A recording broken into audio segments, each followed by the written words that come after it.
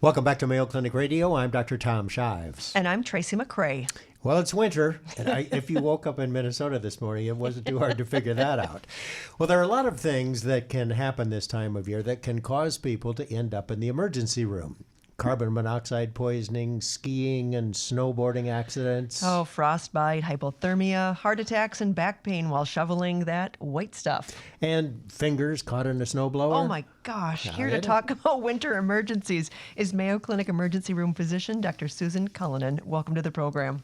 Thank you. Thanks for having me. For being here, Dr. Cullinan. And let's start with carbon monoxide poisoning, because we occasionally hear of a case, but you sent some figures, 50,000 people treated for that every year, and 400 people die? Correct. 400 people. And that is a lot of people that I think we don't think about that being that big of an emergency. It's an invisible gas, odorless, colorless, so you often don't even know it's there and you're being exposed to it.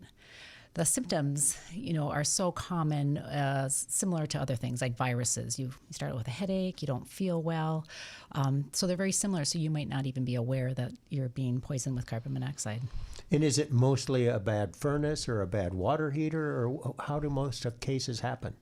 Most times it is furnaces. You turn them on in the winter, you haven't had them serviced maybe or checked, and you don't even realize. And maybe your carbon monoxide detectors aren't up to par or haven't been checked, or you don't even have one. And so those are the kind of things that lead to poisoning that are just people aren't ready for.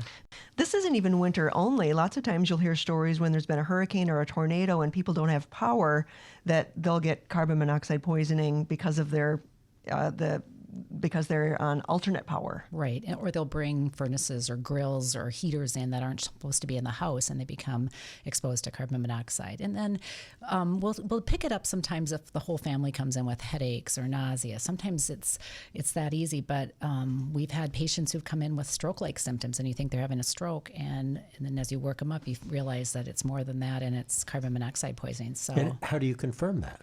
We do testing. There is a blood test you can do, and your carbon monoxide levels. If you're a smoker, your carbon monoxide levels are still going to be kind of around the 5 level and even up to 10 sometimes. So they have a higher level just by being a smoker. But the normal person should be less than 5, or I should say the non-smoker should be less than 5 when we do a carbon monoxide level. And when people start showing symptoms, often they're over 10 and 20 on the blood tests. And what about when the carbon monoxide detector goes off?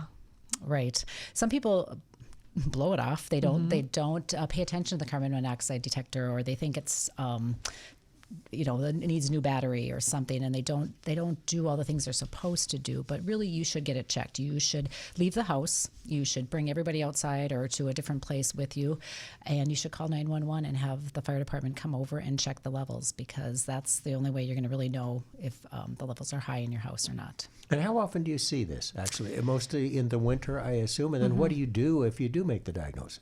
We just recently had one in Northwest Wisconsin up in the emergency department where we diagnosed a patient with carbon monoxide poisoning. We got the fire department involved. There was a big news story on it. I read it in the paper, and I was very impressed that our staff was able to pick this up and get help, and we're able to save one of the pets in the house and go over, and it was a faulty furnace. So this is... but there's nothing you can do, really, is just let the... For the patient? Yeah. For the patient, you would put them on oxygen, and they will start clearing after so many hours. It depends on how high the level is. Sometimes they need hyperbaric oxygenation, too, to correct their symptoms. They can be that sick and that ill. And at what level is it where it causes you death? Greater than 30 usually causes death, and they start getting different symptoms where they get lose coordination. They're very confused. They can have a loss of consciousness. If they come in unresponsive, usually they'll need hyperbaric oxygenation. And have no idea what the problem is. Sometimes they don't. Yeah. Incredible. Let's talk about frostbite. All right. That happens a lot too. Yeah. What are the symptoms of frostbite, and what is happening? Usually the symptoms, your fingers are getting very tingly and red to start with. And what's happening is the tissue is actually freezing. So the tissue and the skin are starting to freeze. And symptoms start building with the redness of the skin, and it can eventually get white and hard and waxy and blistery. So it goes through stages.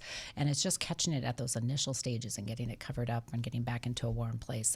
That's the appropriate thing to do. And what about rewarming? Is rapid rewarming the wrong thing to do? Hot water wrong? Right. Well, I think it'd be very painful to stick your fingers in super hot water. And the appropriate thing is just getting it covered with something warm. Warm blankets are just the best way. And getting inside in general, and your body will naturally just all warm it up too. So yes, you don't want to put them right in hot water. We see cases where the tissue actually dies and they end Right. up with amputation of their toes or fingers. Correct. Not that all that uncommon. Not that uncommon. And even fingertips, tips of ears, tips of the nose, those are the most exposed and most common to get frostbite.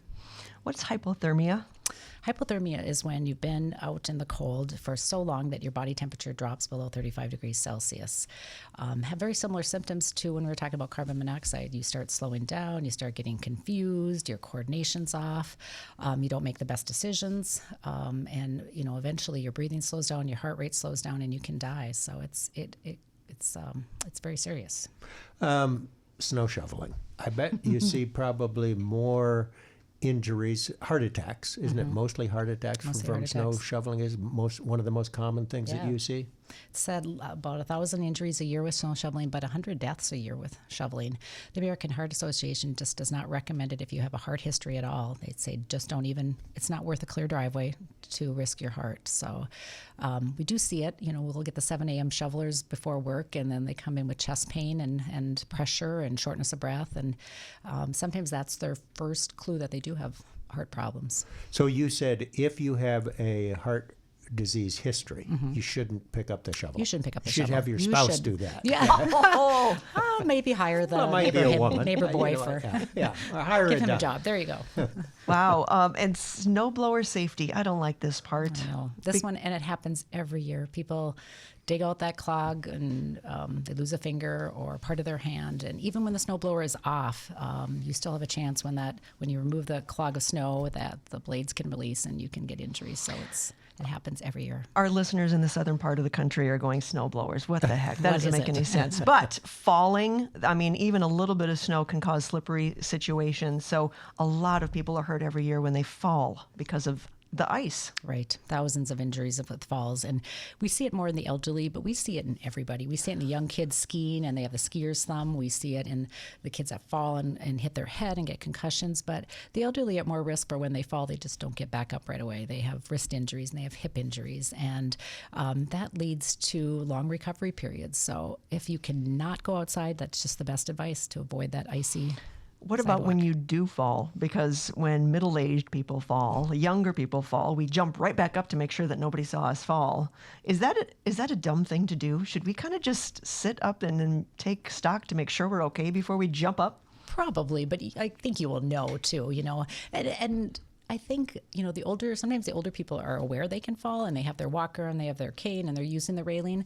I think our middle-aged group, of which I'm part of, we don't expect to fall, so we're not using those devices or assistive devices, and we just get out and go, and we're checking our phone as we're walking, and that's not always the best because you're just more prone to slip. All right, skier's thumb, by the way, it's where you rupture the ligament on the inside of the base of your thumb. It can happen skiing. It happens in football players. Very common injury. Very common, and people just get a sore, swollen thumb, and they don't realize that it usually requires surgery for that Surgery to ulnar fix it. collateral ligament to get reattached. Wow.